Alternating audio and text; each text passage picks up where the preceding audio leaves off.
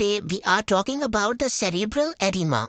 We'll talk about the cerebral edema in detail, but guys, if you are new to my YouTube channel, don't forget to subscribe it. First of all, the cerebral edema. Cerebral edema is the accumulation of excess fluid within the brain parenchyma. जो brain की यानी दिमाग की जो parenchyma होती है उसमें अगर एक्सेस फ्लूइड जो होता है जमा होना शुरू हो जाए तो इसको हम कहते हैं सेरिब्रल एडिमा। देयर आर दो टाइप्स होती हैं इसकी। एक हमारे पास आती है वैसोजेनिक एडिमा और जो दूसरी आती है वो आती है साइटोटॉक्सिक एडिमा। अब जो वैसोजेनिक एडिमा होती है वो क्या होती है? Vasogenic oedema occur when the integrity of the normal blood brain barrier is डिस्टर्बटेड।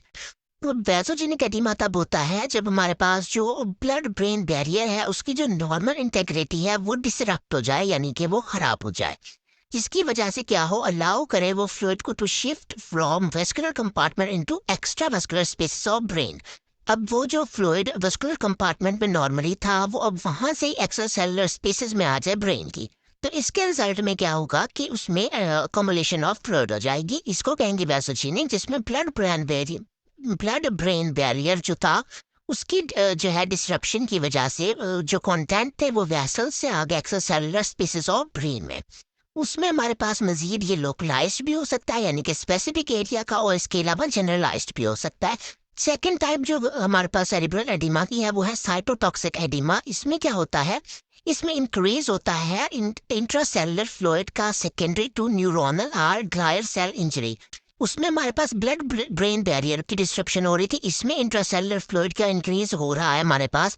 किसी कोई न्यूरोनल मसला हुआ है या फिर ग्लायर सेल की इंजरी हुई है, इन दोनों की वजह से जाके हमारे पास इंट्रासेलुलर अकोमुलेशन हो गई है फ्लूइड की। ठीक है, ये हमारे पास फॉलो कर सकता है जनरलाइज हाइपोक्सिक और ischaemic insult of exposure to certain toxic, और ये सारा कुछ हमारे पास किसी स्पेसिफिक किस्म के सर्टेन टॉक्सिन्स की वजह से भी ये सारा कुछ हो सकता है कि न्यूरोनल इंजरी हो, ग्लायर सेल इंजरी, और as a result intercellular fluid जो है हो जाए, बढ़ जाए। इस हवाले से कोई सवाल हो तो पूछ लिया।